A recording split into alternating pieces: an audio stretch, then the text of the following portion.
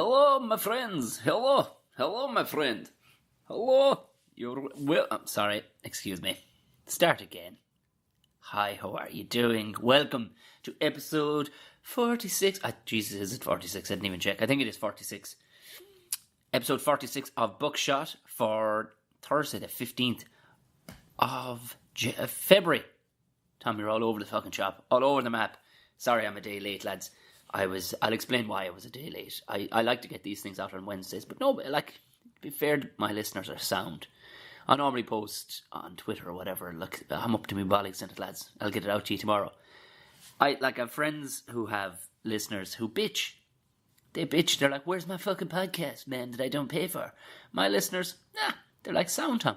Whenever you have time, kid. Whenever you have time, I'd be delighted whenever you put it out. God bless you, and all who sail in you." And that's you folks. I don't know. I didn't check. I hadn't had time to check the viewership for fuck's sake, the listenership from the geographical ones. San Francisco was in the lead last week, and that lady, I think it's Karen in Melbourne. How you doing, Karen? Jesus, I hope I got it. It's Karen on Instagram. You're still not showing up. You're going to have to spread the word more. You're still not showing up in the top 10. I know that anyway. Maybe this week. I didn't get time to check it. So you're all very welcome to Buckshot, Tom O'Mahony's podcast. Whatever format you're listening to this on.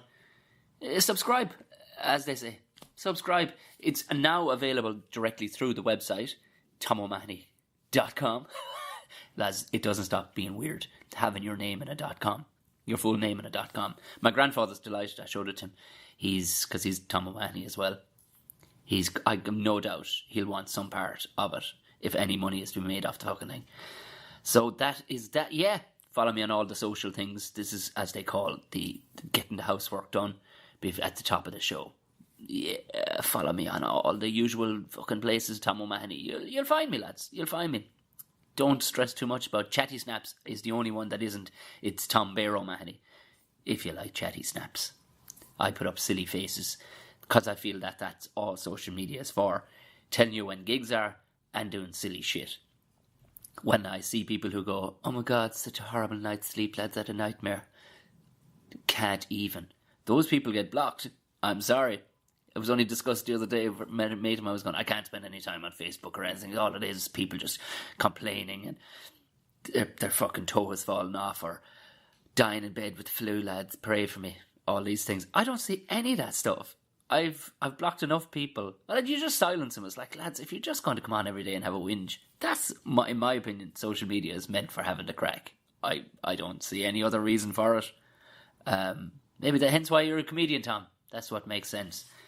Excuse, I'm recording this. I'm going to be lashing this up straight away. So as per the time you're listening to it, think I'll be recording this intro bit an hour or so beforehand. We just came in the door, been away for a couple of days, and the house was fucking freezing. And fired on the oil, wasn't doing the trick. It was warming, but not warm enough because it's a big old house. So I put on the fire. So you may hear the ambient crackling of a fire in the background. The dog is staying quiet beside me. In fairness, she's not. She was losing her tits, of course, as soon as she sees this thing coming out. She's like, "This is my time to shine. I get to bark all over it." But she's getting better as she gets older. She knows the look that means you shut the fuck up now for the next while, okay? And the dog goes to immediate sleep mode. I'd love to be able to do that. Just shut up, Grant. So you don't need me. You don't need me for anything for the next hour. Oh, perfect, Grant. Well, amazing. I'd love to be able to do it. So coming up this week, if anybody's down in Cork, I'll be in Cork City Limits Comedy Club Saturday night. How was my week? Oh yeah, I'll be on. Oddly, then I was planning on traveling back up anyway after the gig, but I have to now most definitely because I'll be on News Talk Sunday morning with Bobby Kerr having the crack. Apparently, they're feeding me. This was part of the negotiation. They're feeding me on air. Somebody's cooking some shit. I don't know how that works on radio. I listened to Bobby Kerr. I like the guy, but I have no idea how cooking is going to work. I hope there's some free coffee. I think he still owns all the Insomnias. 500 guy has an empire, legend. So the week, since I was talking to you last, I headlined on Unhinged Comedy Club last week. Powerful crack as always. Connor is just fucking bananas. Was I talking to you since then? I don't even know. Because the weekend, because here's the thing, we're moving. So it's just been fucking bananas. You know yourself. You don't realise how much shit you have. But a lot has gone to the local charity shops. Shit, like when you have 2 and 3 of things, like, do you know what I mean? What am I doing with this? What am I doing with my life? So the idea is we're going to downsize to shit. Some stuff is sold, like on Done Deal and things like that. Things where you're going, would we just give it away or will we pull it? And stuff is actually sold. Amazingly. There's a real little sense of accomplishment. Granted, as a business decision, it's a dreadful idea because you're selling it for far less than what you purchased it for. But there's still a little kick, like a Wolf of Wall Street style moment there when you sell a thing. But the week gone, so that was the weekend, kind of crazy with, I just couldn't take any gigs because it just fucking bananas. But then I'm after taking on, I don't know if I was talking about this, but I'm teaching an acting classes, prepping these people for, it's an event that goes on. A lot of clubs have been putting it on of late with this events company. It's essentially like Dancing with the Stars, but this one is what they call the Oscars, spelled with a K, and it's people. It's for raising money for clubs typically, and it's a very professional company called Kevin Rowe. They come in, amazing scripts, costume, location, good camera people, and people put their hands up for it. And we had 80 people on Tuesday night. I was there by myself, so I had to take groups of like 15 in at a time and just see could I find, just cast them as fast as I could. And fuck me, it was intense. So that was Tuesday night. Like, it's a long ass drive from Dublin down to Killarney, especially when there's fucking ice on the roads and shit like that. To anybody listening who from outside the country, in terms of America, it's not a very long drive, but it's about a 3.5 hour drive, and the last 45 minutes you're getting onto country roads, driving through villages and stuff, and it twists like a motherfucker. When you see the old thermometer on the car going down to like 0 degrees, you're like, oh great now, great, I'm going to be backwards here in a second. But thankfully I didn't. It spun once on the road and kind of wiggled a little bit, but yeah, fuck me. And then that was good crack. I have to say I really enjoyed it. The four hours I was with those people just flew by. But when you get back up, you've just done 7 hours of driving, 4 hours of intense non-stop brief acting class / casting, because these people didn't know what they were showing up to, really. They were going, yeah, I'll be in there are mini versions of movies, like 5-minute bits or whatever, but they had no idea what they were going to do. They knew nothing about casting. They were just like, well, yeah, I'll show up. And it was, so the reading out loud was not in everybody's forte. Got back up then following morning, which was yesterday morning, Wednesday, I had to fly straight to Gatwick, London, jump on a train, get to Brighton. And I had a meeting about a possible project down the line, but it was just an intense day because you're meeting people and you're about a theatre project down the line, which I can't tell you. I've told you this about this thing, but I can't tell you as of yet because it may not come to fruition. But when it does, I will post it everywhere and tell you all about it. But Brighton was just a fucking no-go yesterday. But there was thousands of people there, 60-mile-an-hour winds, like 100-kilometre-an-hour winds, shall we say, for anybody who does, fucking just lifting people off the fucking ground. And the chaps I was going to meet were like, well, we have a bit of time, because they also had a theatre production called Menopause the Musical on the theatre house.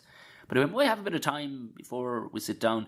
Do you want to go up on this 130-metre pole in this glass cage? I don't know, has anybody seen this? It's called the British Airways i360. And it's a donut, a big glass donut cage. You step into it at the bottom with about 120 French students. And then it slowly just goes up, and there's like a bar, and all the staff are dressed like British Airways staff. It's fucking bizarre. So yeah, 130 odd meters in the air on the beach during 60-mile-an-hour winds. And to be fair, I don't know why I agreed to it, because everything, I suppose in my head was going, this is a fucking disaster. This will be where I make the news. Front page of the news. Irishman killed on ludicrous fucking glass cage. There wasn't a budge out of this thing. It was fucking incredible. So yeah, I got a quick brief look into the theatre. Looked fucking class. I recognised every one of the women that were in this play. They're all from like EastEnders and comedies. You'll have seen if anybody's of that age and is into the idea of menopause, I would advise go see this when it comes to your local town. It gets standing ovations every single night. And then back then last night, and it's just been, like, I'm missing tons of shit. And I'm sure you're kind of going, what the fuck are you telling us this for, Tom? Anybody who follows me on Instagram, I kind of give brief updates as to what the fuck is happening as well. So, and like that, the missus is after getting a new job in the city. Well, just on the outskirts, so it's just, everything is up to, it's either rains or it pours, as I say. It either rains or it pours. Valentine's Day. So that's how I spent my Valentine's Day. We're not assholes either, but we don't really celebrate it all that much. We're not, like, when work is in the way, you're like, yeah, okay, I'm not. It's not like an us versus them with myself and the missus. We get on.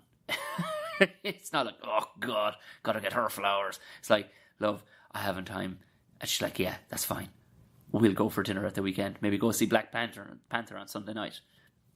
Yeah, perfect. Didn't get to celebrate Pancake Day because Tuesday was fucking bananas as well. But I have pancakes a fair bit. I had a crepe yesterday. But I have pancakes a fair bit during the year. I think people just only have the pancakes the one time a year? Like, fuck that. Pancakes are class. Have them loads. You should have them at least once a week. And that was that really. I'm missing loads of stuff. Oh yeah, on the way down. Oh jeez, I met the most. On the way down I was talking to tie in Dundee and to tie in the acting class I was teaching at Clarny. I had to stop because I didn't know that certain items around the house were put up for sale by my wife, and I didn't realise she'd put my number and name on the bottom of the ad. So I got this phone call last week from this guy with the poshest English / Irish. I can't even speak Irish accent. Hello, and he wanted to buy these. They were display old riding boots from World War I or whatever, and we'd had them in our possession for ages. And I said, listen, I'm down your way. I'll bring him with me if you wanna. I'll be passing that way near Mallow in Cork, which is like North Cork.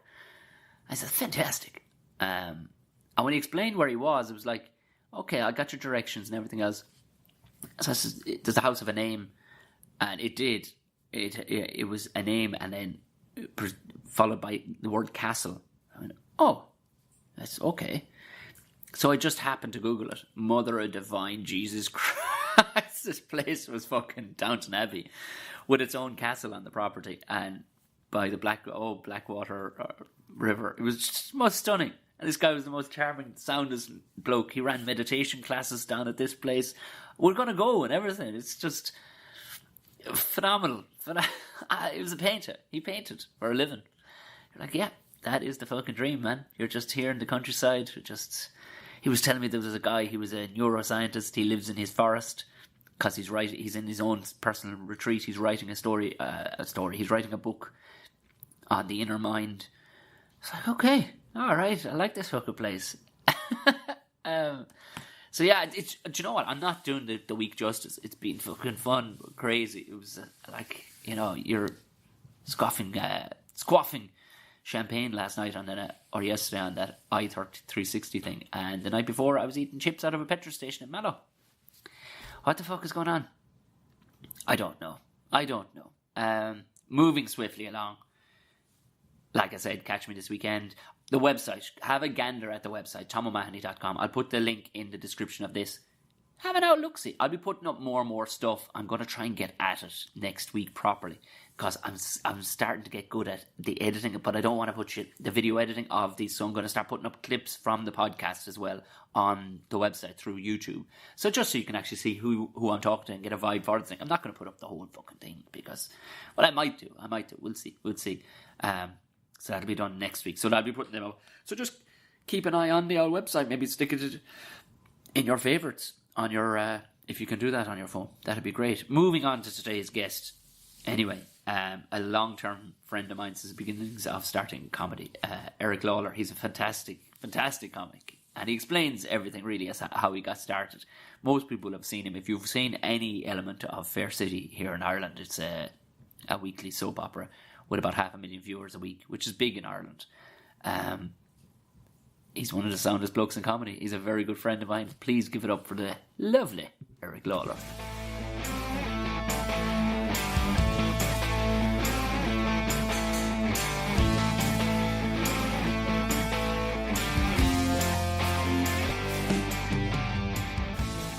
Thank you very much. Thomas, we're off to the races. There we are. I'm deeply honoured to be finally on your Finally, podcast. I've been yeah. trying to make this happen for a while, and you know, life gets in the way, Tom. But here we are now. It's the reality of it on Yes. a nice Friday. But we're in nice surroundings too, because sometimes you be inside the place and they go with you. They go, yeah, no problem, record away, lads. And the next thing you know, like we were talking just before we started there about the one with Flannery's, where an owl want to walk in and go, are you fucking done? yeah. Well, listen. I mean, I cannot guarantee my wife's not going to come in now going, are you finished yet? I love that. I love that because there's no, because you know I'm not in any way classy. So. Tom, you're a kindred spirit. So there's no level of professionalism to these, like. Brilliant. So we're just going to shoot the breeze. Shoot the breeze, man. And talk about life in general and the industry and whatever's affecting us. And I suppose, you know, it's. I was just saying to you before we started, Tom, this is what we're moving into February now, but we're still, I think a lot of people are still suffering from the post-Christmas blues and still paying off bills. And I'm in that situation at the moment, and, you know, people are under the illusion that you're massively busy and that you must be driving a Rolls Royce. And on telly. I would love to, you know, because you're on the telly. Like I'm doing the 6 o'clock show today on TV3, and people are going to go, oh my God, he's always on the telly, and he must be, you don't get paid to go on the telly. Yeah. You're on there to plug stuff.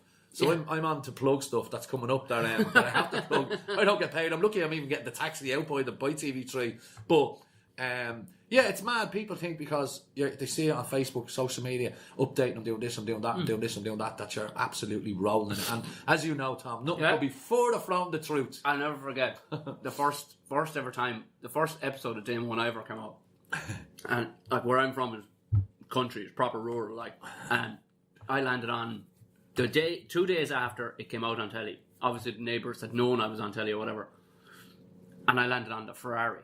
Oh yeah. Of course I was just swinging in. Clearly not my Ferrari. I was dropping it down to Cork for a company that I work for.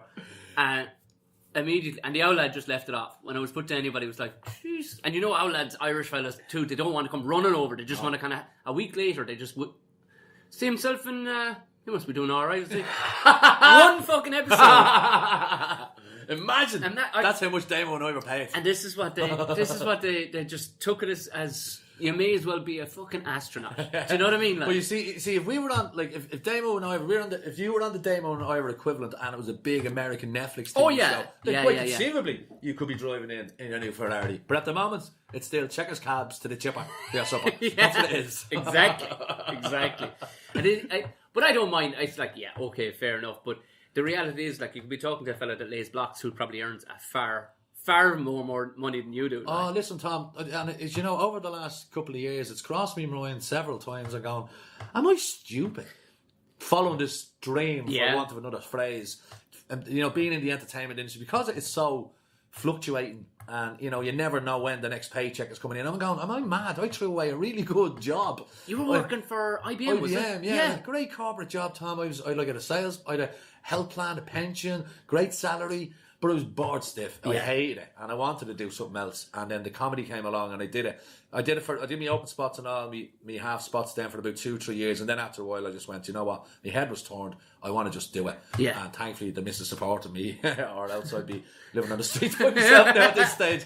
But still, there are times when you go, God, did I make the right decision? I know. You know, would I not be just better off going off and get myself a job? All right, it'll be boring, but at least I'll have a steady income coming in, and we can plan a bit more. We can go on holidays. We can pay that bill off. But the way we're living right now, it's up and down, and we're on edge. But I suppose the way when you live like that, it does give you a bit of a hunger. But that's the thing, you're living. Yeah. You're living. Yeah, living. Like, do you know what I mean? Like, adrenaline fuel that is not good for the anxiety, I'll be honest with you. It's going to shave at least 12 years off all our lives. Fuck. Eric, I'm only 18. Look at me. Well, I suppose you won't need a pension then if that's the case. No, this is you'll be dead. Well, this is the other side of it too. Like, I mean, but you get a nice little kick then when you get a lovely gig, and it's like, oh, fucking lovely. Because you're thinking then, if I had a heap of money going, like, and I got a nice old gig, would you get the same kick out of, like, where do you get your kicks from then? Like, you know what I mean? Yeah. Is that where you wander in to start getting in trouble for doing things that you shouldn't be doing? Like, you know? I know, exactly. You get distracted. And, the Fair City thing now, I'm doing that now 2 years and a bit. November 2015 or so, I think I started. Yeah, because you're on far more than I thought. When we were talking first, I think it must have been at the Vodafone Festival or something, and you were going, yeah, no, it's ticking away nicely, but the way you were kind of suggesting that Cathal was going to have a kind of a one shot and that'd be it. But he's recurring. He comes back a fair bit though. Yeah, and that's exactly initially you think they brought me in initially for this 6-week storyline, and I suppose it was to establish the character, bring him in, show everyone. Because when I went in, my first couple of scenes I looked like this reputable hotel manager, and that's what I was for a week or two. Yeah, and then the mask started to drop, and it turns out that I was this son of a gangster, and I was laundering my dad's money through the hotel, and then they started to turn evil, and then it turned out that Cathal was this bad boy and the villain of Carrickstown. And after the 6 weeks when I'd done it, I think, or I hope, or at least I suppose the RTE bosses were very happy with how I did it and how the reaction was from the public, because they hated me. And initially that took a little bit of getting used to, kind of going, oh my God, people are hating me. But then, as my mates were correctly said, well, then you're doing your job. Yeah. You know, you're not there to be loved. Yeah. I went, I suppose so. So I took it as a compliment. Well, it's weird because you're a comedian. Yeah. You know, and you don't go on stage for people to go, I fucking hate that prick. You're looking for the opposite reaction. It's so bizarre, isn't it? And bizarrely now, because I'm doing stand-up 12 years now, but I'm only acting, let's say, the last 4 or 5 years. But most people in Ireland know me now as an actor, as opposed to a stand-up comedian, which is bizarre because obviously Fair City, even though people have their opinions about Fair City, good or bad, and it does have a massive following, it has a hugely loyal... 500,000 people nearly watch per episode, 4 times a week, Tom. It's incredible numbers, you know. And I can't go anywhere now without being, oh, there he is, there he is. And especially outside of Dublin. Oh no, it's huge outside of Dublin. Unbelievably because so, and I forget. That's the thing, because it was only just I was talking one day, that was maybe about a year ago, and I'd be still good, friendly enough with them. They'd be my sister's parents-in-law, and they're from Cork City. Yeah. They'd be city centre, real Cork people. Yeah. And they fucking love Cathal. They love it, because for them it's urban lifestyle, it's lifestyle, and it's what... You're just going, well, it's just a slightly different accent. Do you know what I mean? But they can kind of relate a bit. Of course. And then for people that are even rural, they go, oh, well, that's exactly what I thought it was like. Yeah. Do you know what I mean? And as I was saying, I forget, when I'm doing gigs outside of Dublin, you mentioned Cork, and I remember about a year ago doing a gig down at City Limits. Yeah. And I got down early that day on Saturday. Got down around 2 o'clock, 3 o'clock. So I says, do you know what? I'll go for a walk. Yeah. And I walked around Patrick Street. And I was just, walking along, listening to music, checking my phone.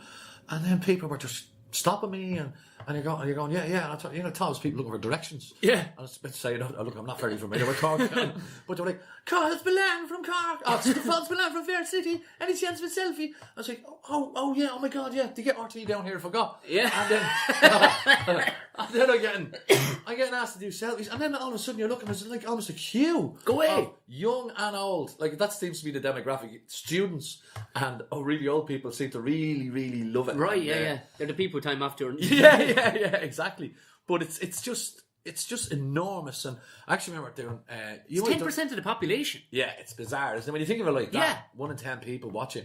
And when you think of all the other distractions that are out there, like Netflix and all this thing, this is just regular terrestrial TV. And that's massive, So I remember you would have done this gig, Tom, I'm sure, down in Listowel, Mike the Pies. Yeah. Brilliant gig. I love it. And bizarrely works. I don't know how it works. The first time I walked into that place, I was like, what the hell is this? It's just a pub, and you're going, and there's a microphone in the corner, and you're going, this is... And you've got the most amazing bands playing there. Unbelievable. The top bands in Ireland are playing there. You're going, how does he get them in here? What's he paying? He's a worker, that lad. He's a worker. I tell you, he's some operator. He's an absolute diamond. I love Aidan, and I've done it a couple of times now. I've built a great relationship with the man because he's a lot of interest that I like. He's mad into his football in Manchester United, like yourself, and all the music for the Manchester Stone Roses, Happy Mondays. He's mad into all that, the Smiths, as I am. So we have a lot of common interest. But I remember going down to Listowel to do that gig, and he had booked me into one of the hotels on the main street, and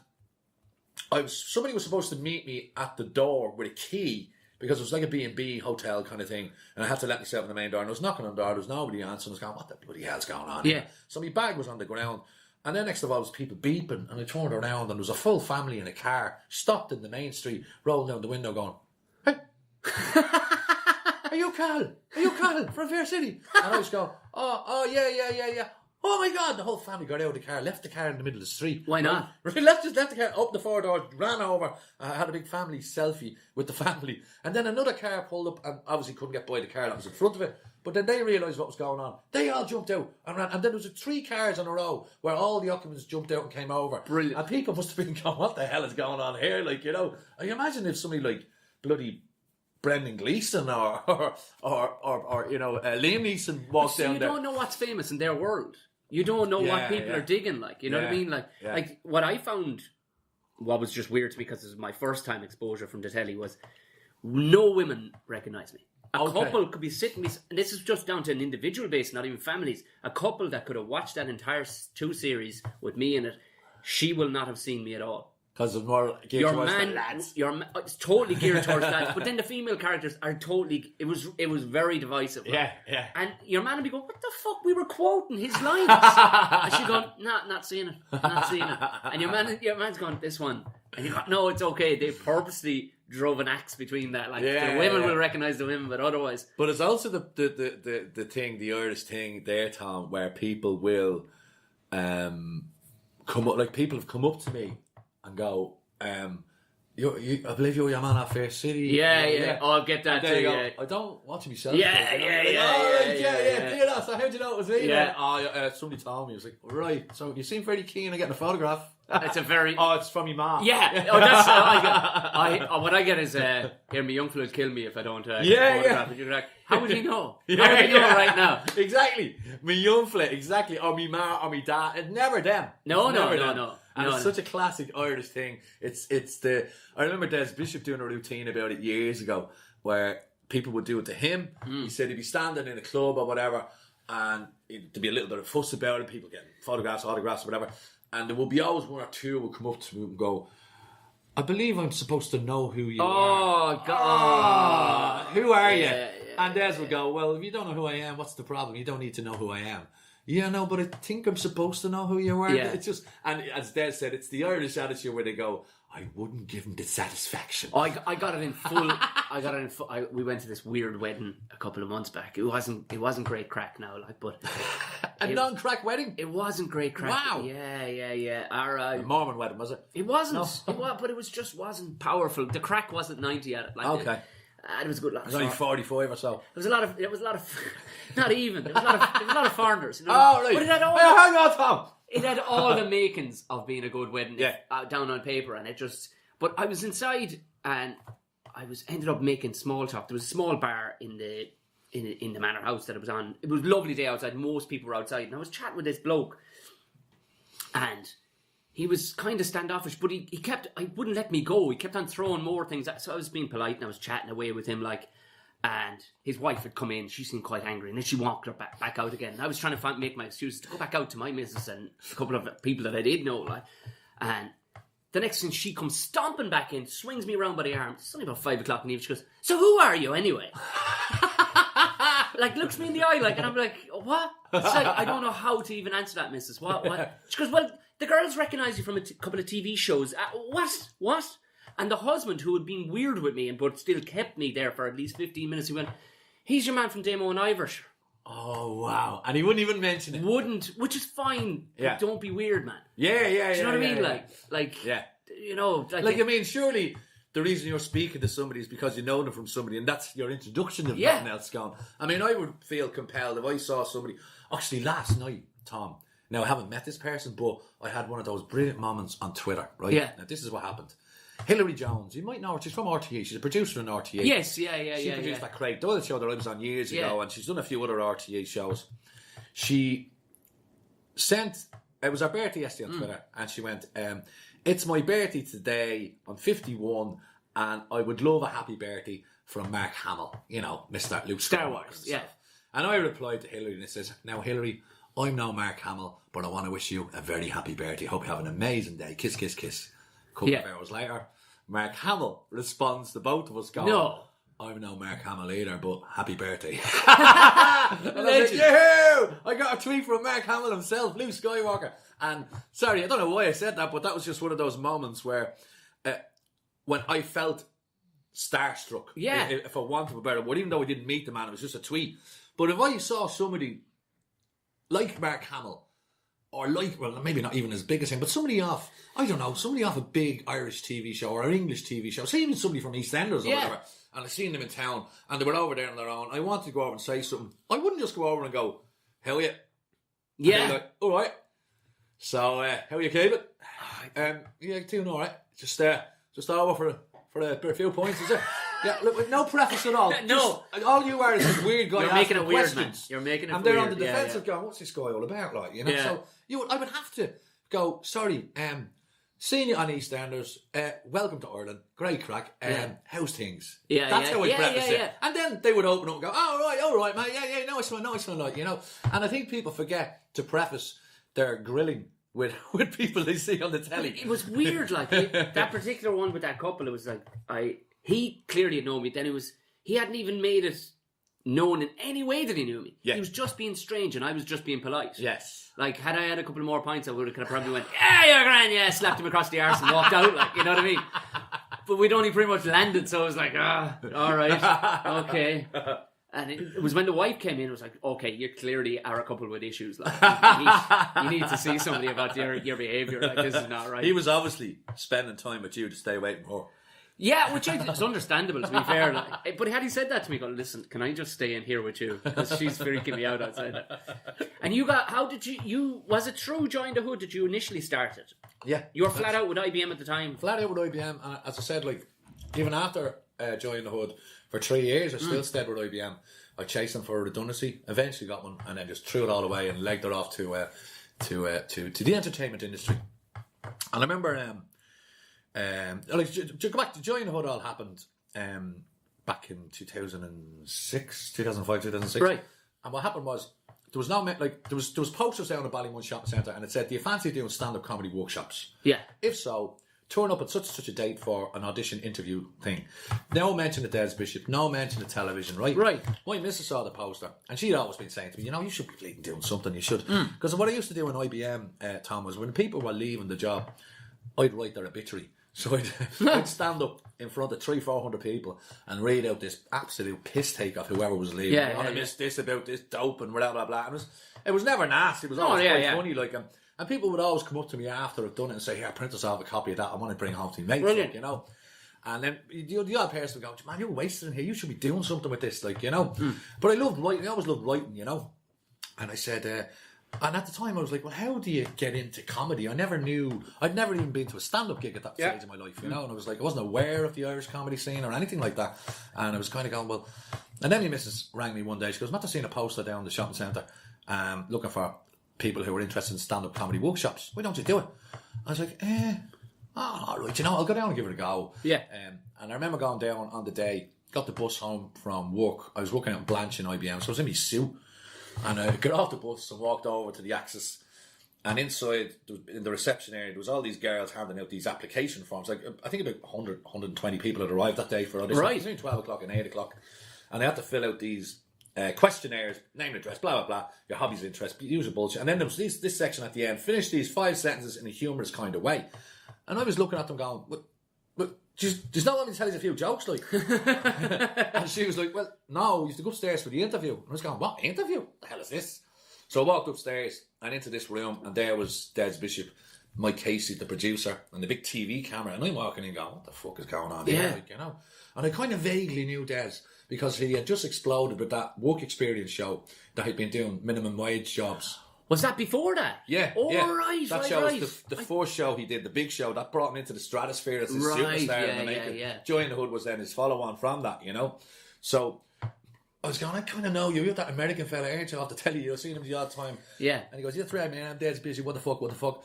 And he sat me down. He explained to me what was happening. He says, look, we're doing this new kind of reality show where we're trying to unearth new comedic talent from disadvantaged areas around Ireland, and this is the pilot episode, so we come to Ballymun. And I was like, oh right, okay. And utterly insulted, going, excuse me, disadvantage.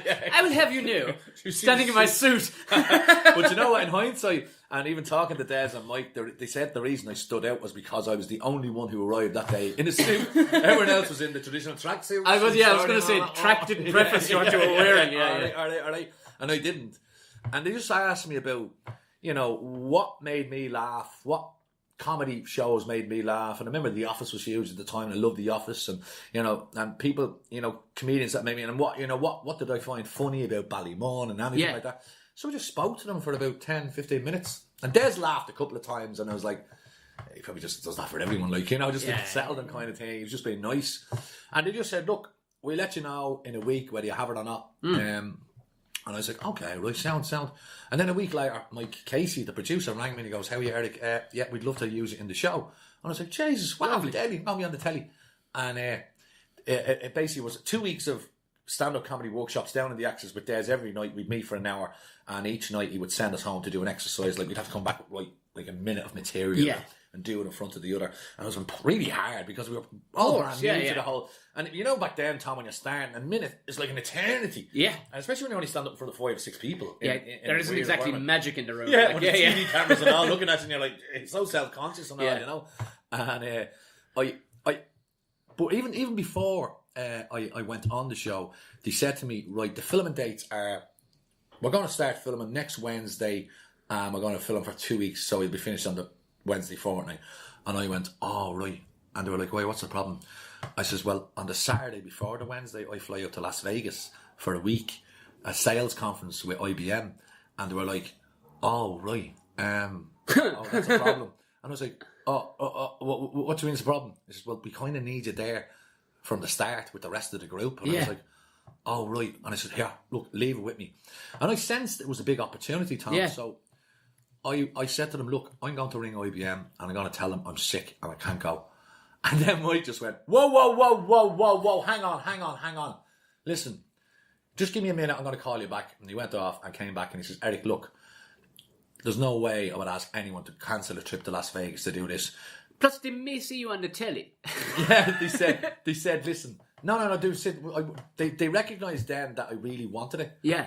So they went, look, go to Vegas, come back, join the group late. And I was like, cool. So have you ever seen the episode? It's on YouTube now. I think I have. This sounds vaguely familiar. Yeah, all the group are there, they've met, and I'm not in the first couple of minutes. And then there's this moment where Eric arrives in a couple of days late, and I was back in my head, jet lag the fuck, walking. I look like a junkyard.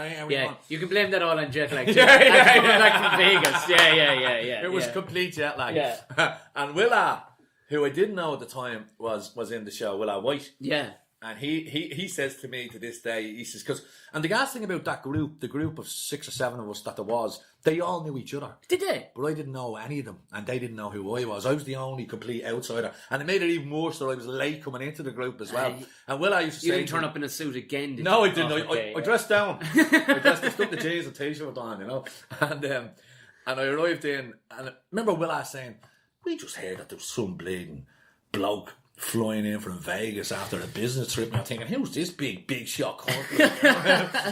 And I arrived in, and it was a real cringy moment actually in the episode where Des recognises that I'm new, like the new kid at school. He goes, hey everybody, Eric's first day here. We gotta make him welcome to the. Come on, let's all give him a big group hug. And they all came over and gave him a big group. And it's a cringy moment. Like, he's good TV though. And, it was cringy. But I just got into it, and actually, one of the participants in that show is now in Fair City as well, would you believe? Who? Dave Sullivan, who plays Deco Bishop.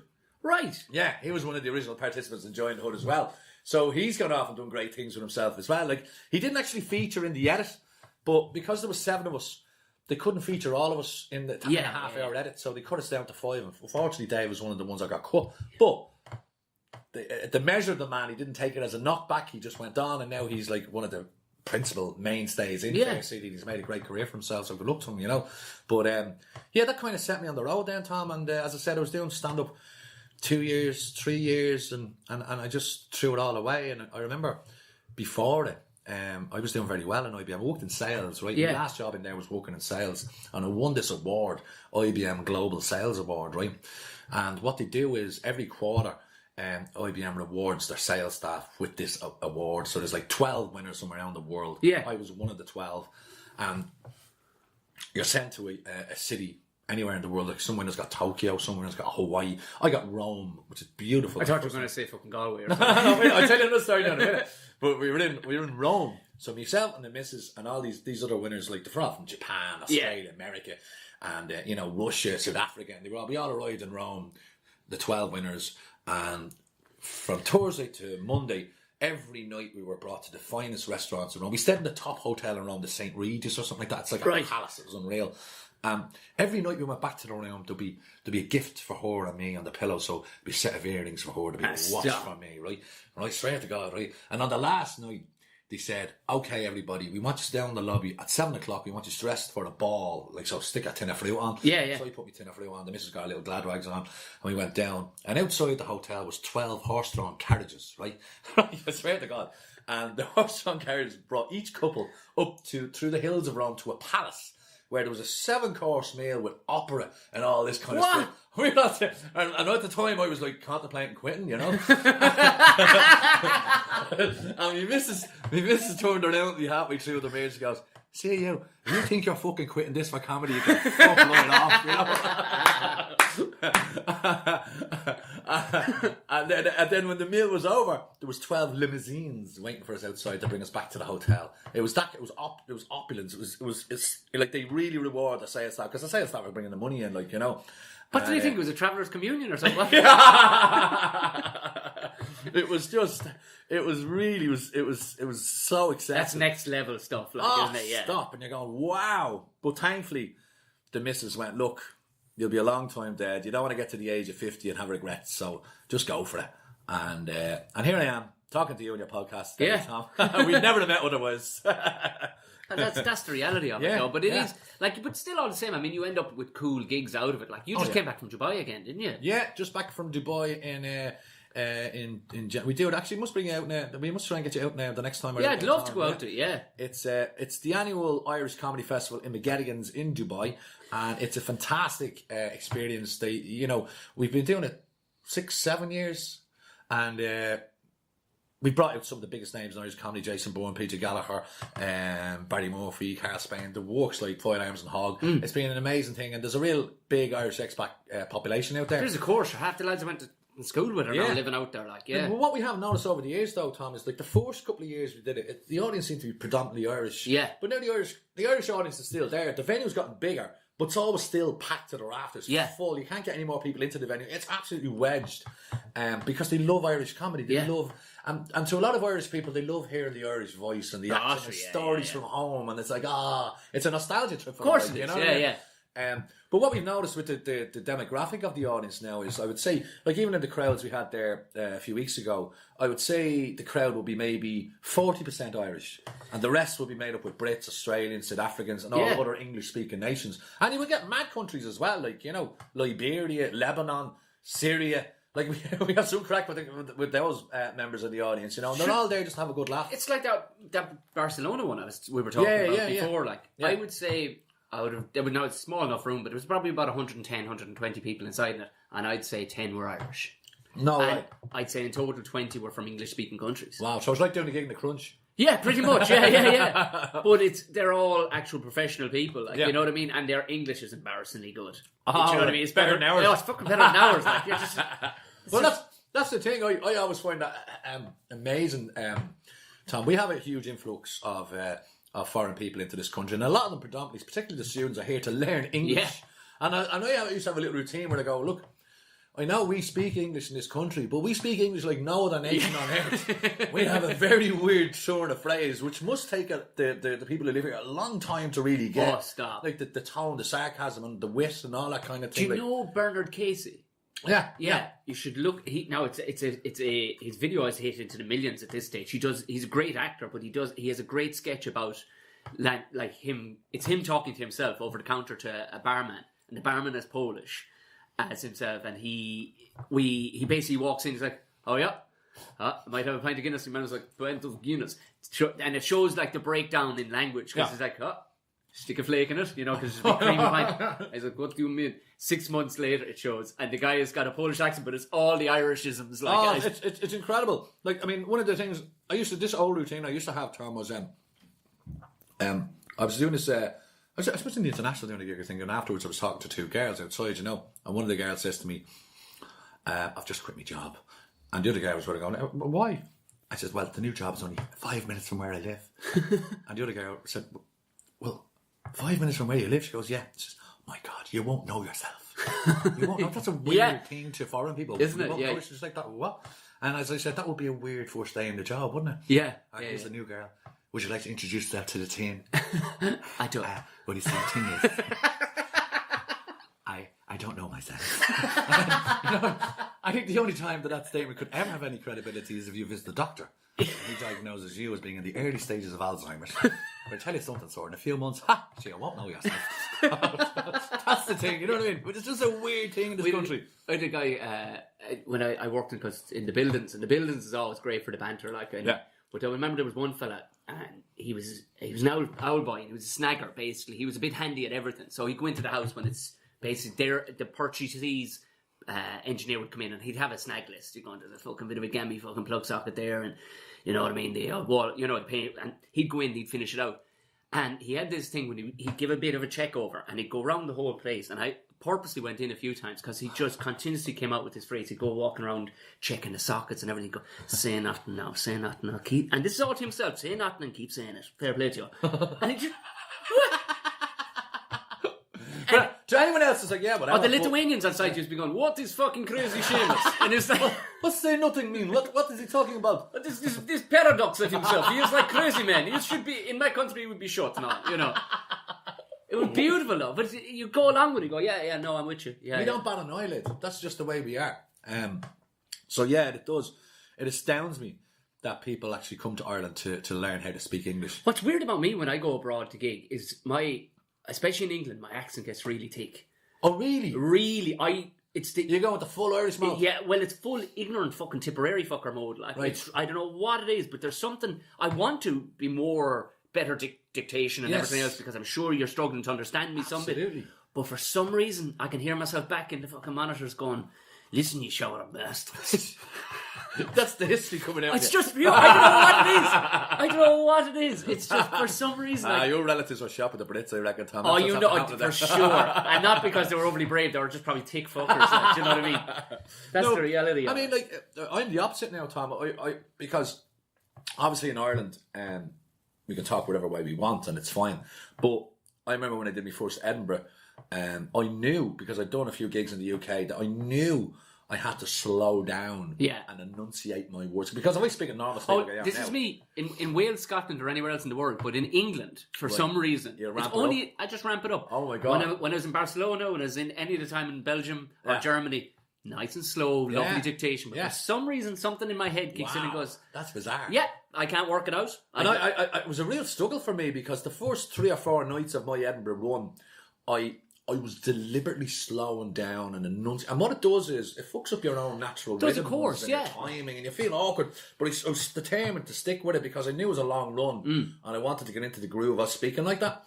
And after 4 nights or whatever, I just found my groove and the gigs took off and it was great fun. I really enjoyed it. But you're still stuck in that mode. And the first gig I had back down in Ireland after Edinburgh was Electric Picnic, and I walked out on stage in front of 1,500 people and I was like, how are you doing? My name is Eric Lalor. And then all the other comedians are going, Jesus, Eric's after having a stroke. What's the poor bastard? He's seen a car accident, has he? Poor Eric, quick, rip around.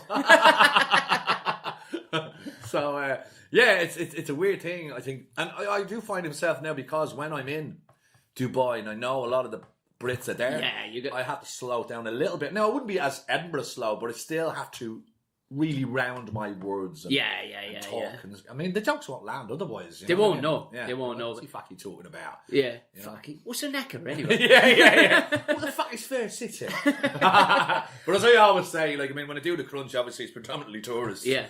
And I go, I got a part in a show called Fair City. And there's Brits in the audience go, you probably haven't heard of Fair City. And they're like, no. So you've seen Breaking Bad, haven't you? And they go, yeah. Well, it's not like that. That always gets a laugh. That's it, I suppose. But you know what? Comedy is comedy too. Like, yes. I mean, because you look at it there, the BBC have sponsored or have funded the new that TV show, The Young Offenders. Young Offenders, yeah. And it's like, and they have gone so Cork, it's not even funny. Like, oh, do you know what I mean? And then you've got Channel 4 who are all over Dairy Girls. Yeah. Like Dara. Yeah. That's real Dara. and you've got Cork. You know, and I think it's a big time at the moment for Irish comedy in terms of TV that the Brits seem to want more and more about more of it. Like, I mean, Father Ted is one of the biggest of all time. Yeah. You know, and Brendan O'Carroll, sure. I mean, Brendan O'Carroll's massive, making over more there. money than they just seem Elon to Musk right love now. Like, Irish. Yeah. Brendan O'Carroll will be sending a rocket to space soon. That's a man you want in with. I had Richie Hayes on the podcast, and Richie was in the Christmas special. Yeah. He would have been in the final of The Voice and stuff and things like that. But he was in the panto with me down in Limerick. Yeah. And he was saying, like, it is Hollywood from the get-go when you're on board with Brendan. I can imagine. You fly everywhere first class with Emirates.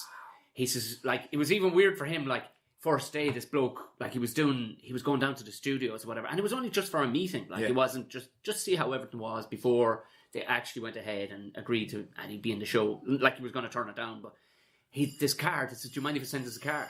Do you want to get the door? It's the fruit and veg man. Yeah. When I get it? Yeah, of course. I'll be back in a second. Fruit and veg man gone. I didn't still think this fruit and veg bloke's called around. Oh, they do? Yeah. We have a lot of that. Like, we've got our milkman who comes around, looks for his money. Actually, he's probably gonna have to. I'm probably have to go to the bank soon and get his money. They all come on a Friday, Tom. You think Friday we're here the weekend? No, they all come knocking at your door. Wouldn't you think they'd come with a new card machine? The card machines, the little slips of ones nowadays. Like. I know, but no. Like, all of our food suppliers are all still, keeping it real, old school. Single traders kind of. That's cool though. Yeah. There's something nostalgic about it. Oh, there absolutely is. Like, because I mean, it'd be a handy thing. But what? Yeah, but Richie was saying, like, he says first day, this fucking like 500 CL Merc pulls up at the door, and a bloke in like a full black suit is like, "Good morning, sir. I'm your car," and he's going, "What?" And he got the wrong address. He couldn't help it. He couldn't sit in the back.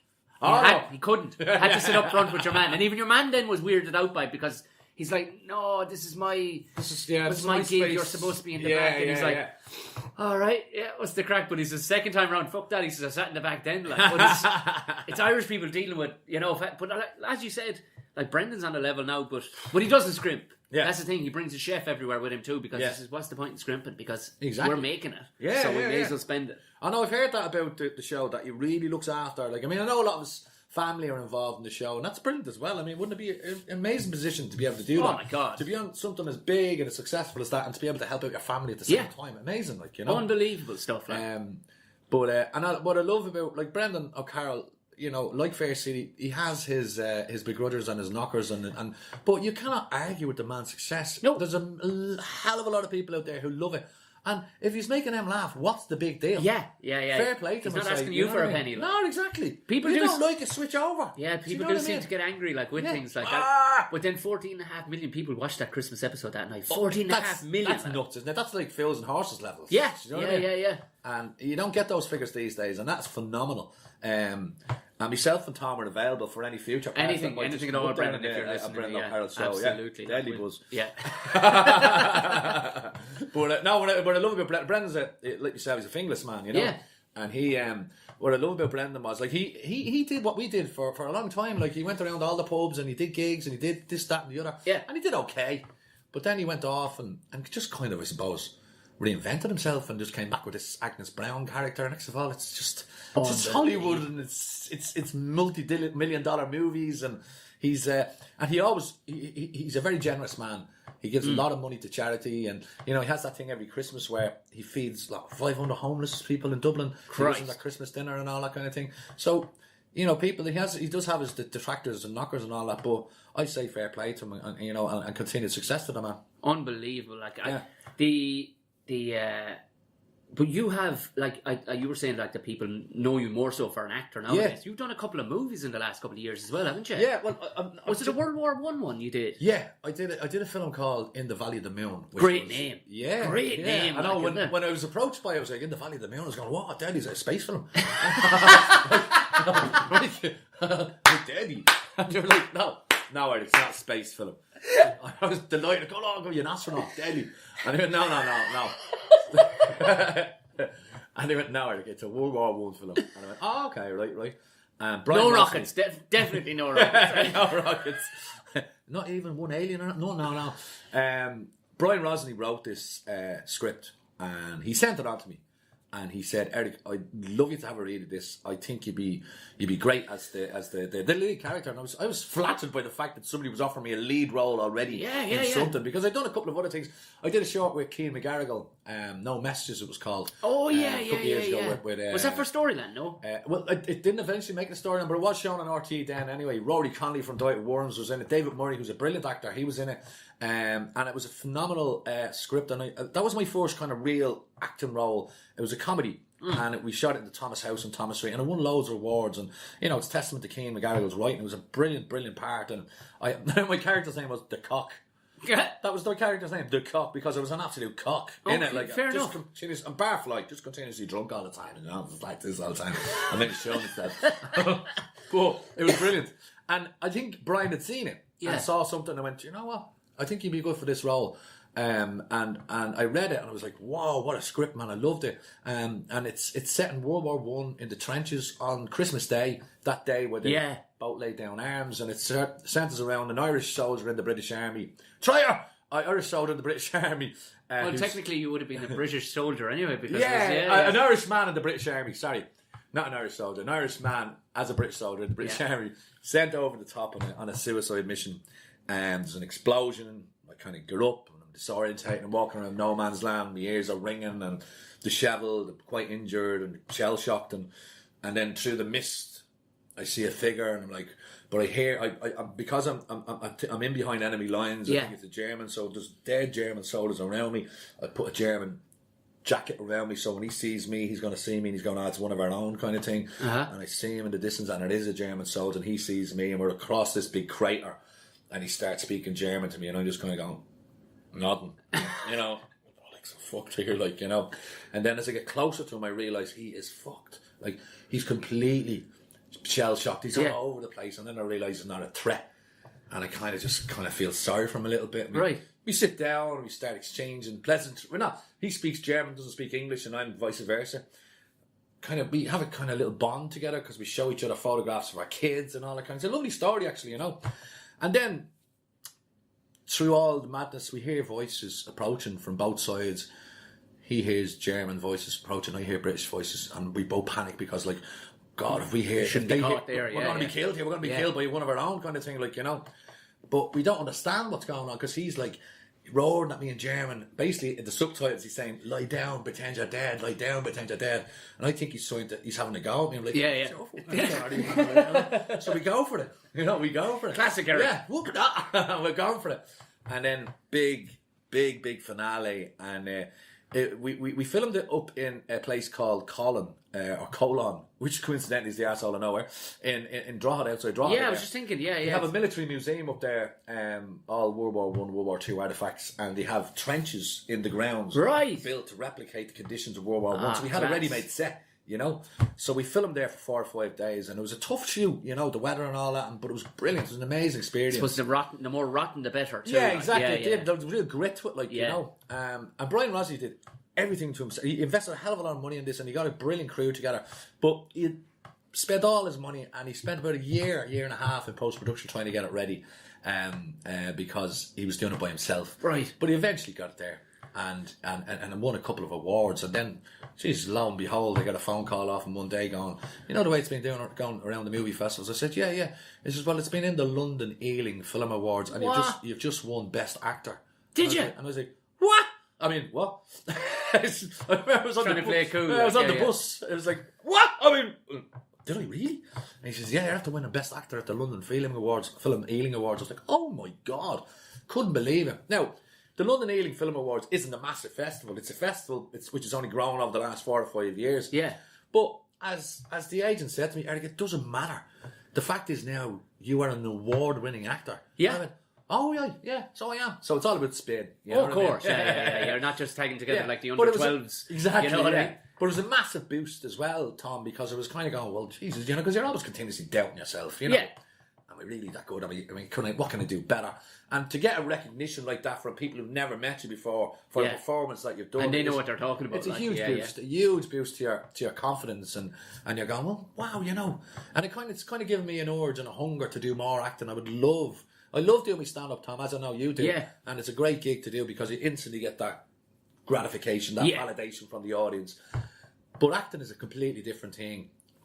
You do your performance and you hope it's good enough, and then you see it yourself. I mean, we're always our own biggest critics, and I often, even in the Valley of the Moon, when I remember going to the screening of that in the big cinema and going, oh, I wish I'd done that a bit better. There's certain scenes you're kind of going, oh, I wish I'd done that better. And the other scenes going, oh, that was alright, and other bits you're going to go, oh.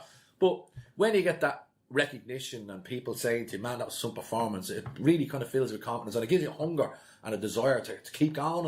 And I want to do so much more. I mean, I've a couple of things. This sounds very pretentious. There's a couple of things in the pipeline. Thomas, some projects that have been kind of sent my way, which I hope will come to fruition in the year. My weird thought process, every time somebody says pipeline, I physically see a couple of scripts stuffed up a fucking wagon. Why would you put them up there? Would you not say I have a few in the filing cabinet at the very least? In the pipeline. But no, there's been, I suppose, and also with the platform that Fair City gives you as well, you do get directors and producers sending you the odd script just to go, you wouldn't cast your eye over this like at the moment and let me know what you think, and I go, oh yeah, I will, and having a look at it and go, wow, that's good. Or I find it, I'm always, because I'm so keen to do more, I have to stop myself from saying yes immediately. I get you. And you could be putting yourself, you can do yourself more harm than good by attaching yourself to something that's really bad. Oh, fuck, you know? You kind of, like, initially my enthusiasm is, oh man, this is a script, I'm going to do it. And I always now stop myself and I give it to someone else who I trust. Yeah. And go, what do you think of that script? And they'll read it and they'll go, Eric, that's good. Or, seriously, stay well away from that. Yeah. Do you know what I mean? So that's what I do now. But it's so flattering and great that I'm still getting people the odd time getting in touch with me, looking for me to read for this, that, and the other, so... But nothing major at the moment. But one of my ambitions is to do a feature film. I would love to do a feature film. I haven't done one. I've done a few short films. I did a short film just before Christmas there with Jason Bourne. Yeah, I saw that. Yeah. When is that out, or do you know? Well, it's still in post-production, Tom. I was speaking to the director last night actually about it, and he said he's so happy with it that it's amazing. They're adding the grading and the sound mix and the soundtrack, the music to it, and all this kind of thing at the moment. But the target is for it to premiere at the Galway Film Flat this year, and then obviously do the whole festival circuit around the world kind of thing, And the great thing about In the Valley of the Moon was it did win awards, and Aer Lingus bought it to show as their in-flight entertainment this summer. So I was getting a lot of people tweeting me, the little screen on the back of the seat going, and a selfie going, look who I'm watching on the plane going to America. You clearly know a lot of fancy people. The only people that text me are like pictures of the safety card at the back of a fucking Ryanair. I know, these are all the heads going to Florida. And but from that, there was people who saw that, producers, directors who saw it on the plane, who got in touch with me then afterwards going, go away. Yeah. So I suppose, there's nothing more captivating than looking at the back of the fucking seat for 7 hours. Yeah, exactly. And it's like, it's only a 14-minute film, and they went, oh, that's... But it's worth the punt too when you think about it. You go, there's 14 minutes. What am I doing? I'm here for another... Exactly. Yeah. You're not going to... It was an hour and a half. You go, I don't know any of those people. But it's only 14 minutes. I might give it a go. Yeah. Time. So I think the bigger the platform, the better chance you have of being seen and being offered stuff I suppose too. You see, everything lends itself to stand up though too, doesn't it? Because you're performing live. Yes. You know what I mean. So you have to be aware of your every facial expression, your every. And sometimes you can probably that was something I found with. Like when you have a camera shoved up your hoop, you have tone it back a small bit. Oh, you have to, because you're not projecting to 40 rows back. No, you know what I mean? That was the big transition change that I struggled with initially. Yeah. Because I am very animated with my facial expressions on my face and generating, as you say, to the back of the room. Yeah. And when I did my first screen acting course with Factory Studios, Maureen Hughes ran this amazing screen acting course a few years ago that I did, and every day the directors would be continuously saying to me, Eric, less, because I'd be still. And he said, it's too distracting for the viewer. There's no need. We want to see it in your eyes, not in your whole face, And it took me a while to get that. And then I got my first acting gig. Yeah. And I was still doing the course. I got my first acting gig on this TV show called Amber, which was an RT drama a few years ago. I played a radio producer in that. Did you really? Yeah. One episode. Deadly. Episode, yeah. It was a girl went missing, wasn't it? Yes. A teenager went missing, and it was 4 episodes, and each episode was from the perspective of the mother, the father, the investigating detective, the investigating journalist. Yeah. And I had a couple of scenes with the lead character, David Murray. He was the dad of Amber. And I was a businessman. Yeah. And I walked into his office, And Thaddeus Sullivan was the director, and he's done great stuff. Yeah. Titanic, Blood and Tears, and all that, Blood and Sweat. And he went, okay, action. And I still had in my head, less. And I walked into that scene, the very first scene, and just saying me lines where, how are you, Mr. Murray? I'm here for the business deal. And I walked in and I went, how are you, Mr. Murray? I'm here for the business deal. And your man Thaddeus went, cut! I was like, alright, let's do that again, yeah? Yeah, do that again, Eric. Okay, action. Hello, Mr. Murray. I'm here for the business deal. And Thaddeus went, cut, Eric, come here to me. And I went, what? She said, you're a stand-up comedian, aren't you? I went, yeah. Will you just loosen up and have a bit of fun with it, will you? And I went, all right. So I learned then there was a happy medium between over-animated and looking like you've had a stroke. Yeah. You know, so somewhere in between is the right amount of it. But I get, like the Fair City thing, because it's so big, I get a lot of people tweeting me going, Cathal, I love Cathal's facial expressions. Because sometimes I have to forget as well, and I go, I'm doing this and to react to people, but people seem to love the reactions. Do you know the signature kind of ending to EastEnders? Yeah, especially has those big, like they cut him with a fucking axe. Like there's no blending. It's just like boom, looking off into the middle of this. Like, Jesus Christ. Yeah. You have to no softness at all. Do you They do tell you. They say because you're filming. Because I don't watch it myself. I just want to tell me back. So Tuesday we film. We go in on Monday. We do a cast read through, and then we could be filming Tuesday, Wednesday, Thursday, Friday, and we're doing 4 episodes over those 3 or 4 days. Yeah. And they're not in sequence. So you could be doing Thursday night's episode on Tuesday morning. You could be doing Tuesday morning's episode on Friday evening. This kind of thing. It's all over the place. It's not chronological. And but they would tell you. They go, right, Eric, this scene here is end of episode scene. Right. So we're going to need, the camera is going to be on you after you've delivered your line. So you do have to go. Give him a rock move. So I've kind of, I'll be honest with you, between me, you and everyone else in California and San Francisco, I used to look in the mirror and go, right, well then, you'll see what happens. For anybody listening, that is fucking beautiful. But you know what I'm saying? Oh, Jesus Christ. So yeah, it's the soap face. The soap face. You have to do it. Because it just looks weird. The camera just stares at you. Or you must have. You've never found yourself humming the tune just as you're doing it, because you know they're cutting the tune in under you. Just yeah. But even because the end of soap episodes is all synonymous with the EastEnders when someone's. Oh yeah. So even though we are doing Fair City, like quite a lot in Fair City and RT when we're having the crack, like when the scene is over, somebody will deliver the cutting line, and then the rest of the cast will go. And it's a great laugh, and that's another thing about the Fair City crew. They're a lovely bunch of people. I briefly for I think 2 episodes I played a solicitor. Tom, you never told me this before. I did, but we were both drinking. Oh, right. We need to get Tom back on Fair City. You could be my solicitor. Cathal needs a solicitor. Absolutely. I need that slimy country fucker. Oh, yeah. The best kind. Or I'll be the over-the-top Southsider who's completely after getting the gig. You got that range, Tom. You got that range to see now. Hillbilly to the neck.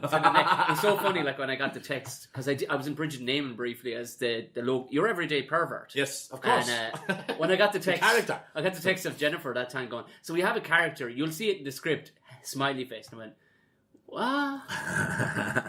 Got the script. I didn't even need to see the script. It just said script for Paddy the pervert. And a brief. I just emailed. I just got the script. She goes, "Doesn't it just suit you?" I was like, no, the fact that that's what you see. It's maybe going, I'm such a class actor. I can either play an over-the-top obnoxious outsider or an absolute pervert from the Midlands. And I did that. I mean, I did Bridget Neyman as well. I did one day in Bridget Neyman. I don't even know the character's name. It was great fun though. It was me and Colin McDonald, and we were filming it in a mine in the south of Dublin somewhere, and we got to blow up stuff. Did you? Yeah, explosions and all. It was great crack, and just me being. I was wearing an orange boiler, a blue boiler suit, faces all blackened up, and had one of those yellow hard hats on me. I was like, right then, let's do it. That was it. I mean, I love getting involved in stuff like that. Well, that was good. Yeah, I did I think it was only 2 days I was on it, but it was just Jason, is it Jason Butler? Is the watchman? Yeah. Jason was, because I knew him, because he directed when we were on Republic of Telly doing the Damo and Ivor sketches then.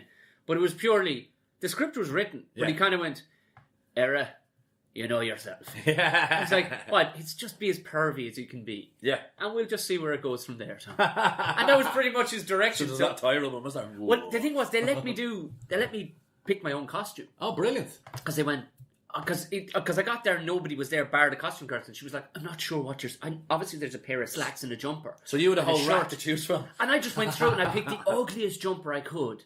And she went, and there's a shirt. I went, no, let's have no shirt. Let's have me just a hairy chest sticking out over the V-neck. You know yourself. There's nothing more. I said, do you actually have a pullover? It'd be way better. Do you know what I mean? Just a V-neck pullover, just a hairy chest sticking out over. And then they gave me a little slip moustache. Yes. They clipped on like a little rat's tail. Jesus. All of it. And greased down my hair. I'm traumatised, Tom. Yeah, I must check this out. The only bit they wound me back in on when he fell around the place laughing when he saw it. Because what I'd done was I got slacks that were way too big for me, got a belt and pulled them right up to my chest. Oh Jesus! But then I left the zip open and pulled the belt back through it and left it out. And he went, I love that, but I cannot have you mimicking a fucking cock. I know there's a line and that's going over. I almost got what I wanted. Brilliant. But yeah, and they pay us for that, Eric. You know what I mean? So you can't. You see, this is it. Like, that's why we want to do all this stuff, Tom, because you get to dress up and be a big child and have the crack. Yeah, and then somebody pays it, and you're like, man, what a job. I know. It's we need more of those jobs. That's exactly it. You just need more of them jobs, like you know what I mean. Yeah. But are you lined up to go anywhere abroad again this year? Like, there is an inquiry at the moment. Now, whether are we allowed to talk this on air? Yeah. The police don't need to know this inquiry. It's not one of those inquiries. A gig inquiry. Yeah, right, fair enough. Yeah. Not a guard inquiry. It's an inquiry. Now, it's a potential. And to be honest, it's getting late in the day now. I'm not sure it's going to happen, but it will be amazing if it does happen because it's so off the beaten track. Right. For Paddy's Day, right? There has been an inquiry into the agency about me flying out to do a gig in Ghana. Ghana? In Africa? Yes. Dun. Who's in Ghana? Apparently there's 2 Irish lads out there. Now, I don't know. There's a bit of an Irish expat population out there as well. There's Irish expats everywhere. There's a world of construction going on actually down in Ghana. Well, do you know what it is? A couple of cute paddies now. Because I was to be brought out to there was 2 lads. Now, it never came about, but there was 2 lads who who owned JCB the Volvo business here. In the machinery side of things. And both of them were kind of competing with each other on a huge job out in some place that I couldn't even pronounce. But they had about 300 lads between them working out there. And they were trying to outdo each other for entertainment. So they brought the likes of big bands and stuff out there. Yeah. And they wanted to bring a couple of comedians out. Now, it never came about. But it struck me, it was like, this is where weird gigs come from. Right. Yeah. Ghana, yeah. Now, as I said, like I was asked about 2 weeks ago, they said, would you be interested? And I said, of course I'd be interested. I said, let me know if that's going to happen. Like, I think at the time, they wanted to see if there was an interest there first. And now what they're trying to do is trying to make it happen in terms of getting a sponsor. Yeah, of course. To raise the funds, flights, accommodation. You have to get needles, injections, all that kind of crap. Oh, Jesus, you do. Yeah. So, I mean, if that happens, brilliant, because if nothing else, it'll be an amazing experience. I've never been to Africa before, like, and to go to Ghana of all places, like, you know, fucking hell, it'd be pretty cool, like, you know, yeah, it would be class. We'll see. But other than that, Tom, no, I mean, I am going to be doing my own. I've in touch with the agent last week to book me a few venues around the country because I'm just going to get out on the road and just start gigging. Yeah, because we can't be waiting on the Laughter Lounge and no, you like can't that to ring us because it's. As great as they are, they're so intermittent and so sporadic that, you know, you can't live off that. So no. We just got to get up off our arses like Danny O'Brien has done and got out there and tour because there's a market there. You just need to go to the places where you know there'll be a demand. And I've looked at Danny's tour and I've seen a couple of places that I haven't played before. Yeah. And I'm going after them.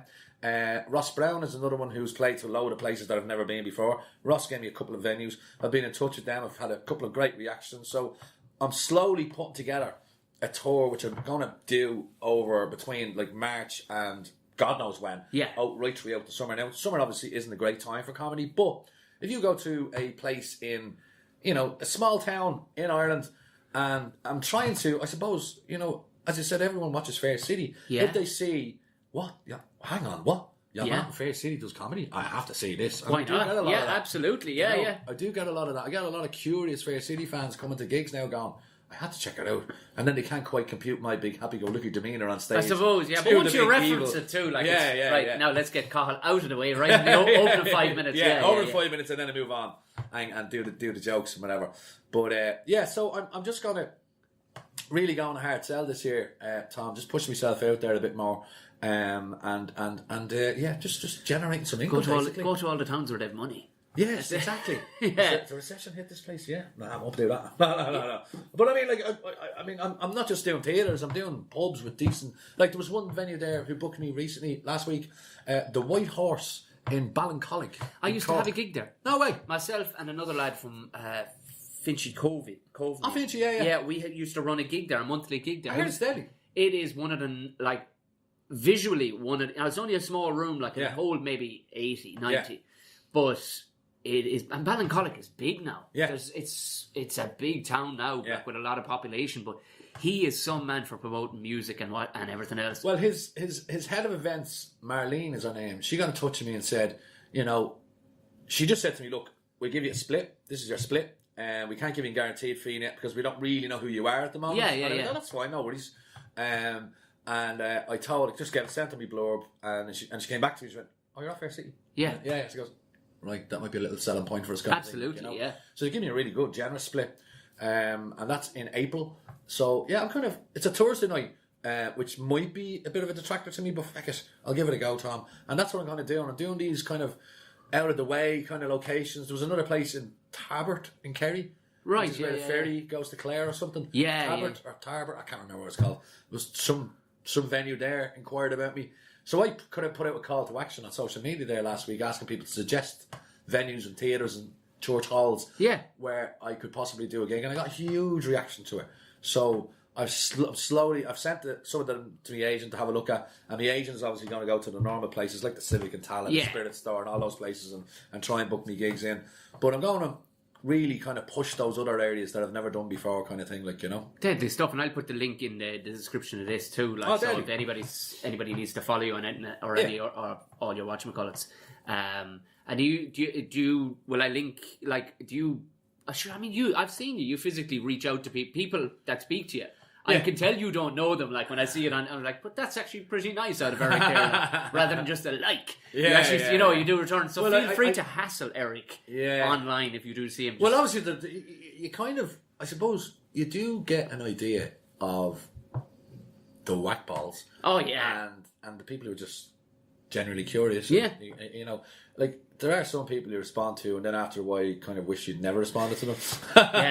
74 lines in the thread later, Well, look, 99% of the people who contact me are decent people, and Tom, as you know yourself, it takes 5 seconds to give them a reply. Yeah, of course. It's only a bit of courtesy, really, isn't it? They're taking the time out to take an interest in you, to ask you a question. The least you can do is give them an answer. There you go. That's the way I look at it. That's it. So fantastic stuff, Eric. Thank you very, very much for doing this. Thanks for having me. Lovely stuff. Lovely.